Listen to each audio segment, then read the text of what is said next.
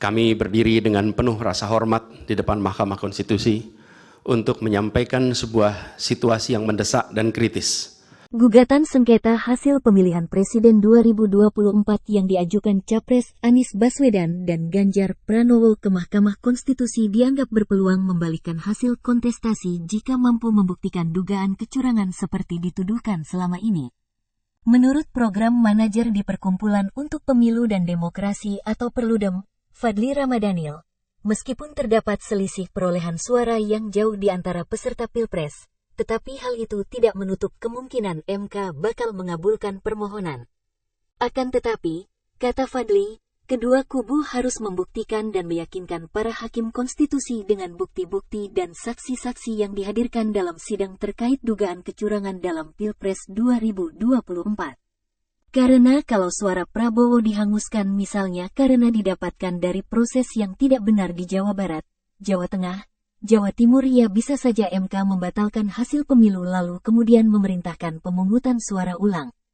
Sangat mungkin itu terjadi, kata Fadli dalam program obrolan newsroom di kompas.com, Selasa 26 Maret.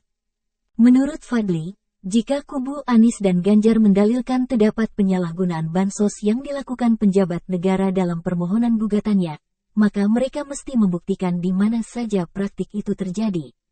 Setelah itu, lanjut Fadli, pemohon juga mesti mengaitkan dengan berapa pemilih yang terpapar praktik itu, modus operandi dari penyalahgunaan itu, siapa saja pihak-pihak yang terlibat. Misalnya dia dalilkan itu di permohonan, lalu kemudian itu dibuktikan dengan petunjuk-petunjuk yang mampu meyakinkan mahkamah, diperkuat lagi dengan saksi. Saya kira itu akan signifikan mempengaruhi hasil pemilu, ujar Fadli. Diketahui, MK menggelar sidang perdana perselisihan sengketa hasil pemilihan umum Pilpres 2024 pada Rabu tanggal 27 Maret. Kami berdiri dengan penuh rasa hormat di depan Mahkamah Konstitusi untuk menyampaikan sebuah situasi yang mendesak dan kritis, serta memerlukan pertimbangan mendalam dan keputusan yang bijaksana. Bangsa dan negara kita ini sedang berada di dalam titik krusial, sebuah persimpangan yang akan menentukan arah masa depan kita. Apakah kita akan melanjutkan perjalanan kita menuju kedewasaan sebagai sebuah negara demokrasi yang matang, ataukah kita akan membiarkan diri tergelincir kembali ke bayang-bayang era sebelum reformasi yang justru kita hendak.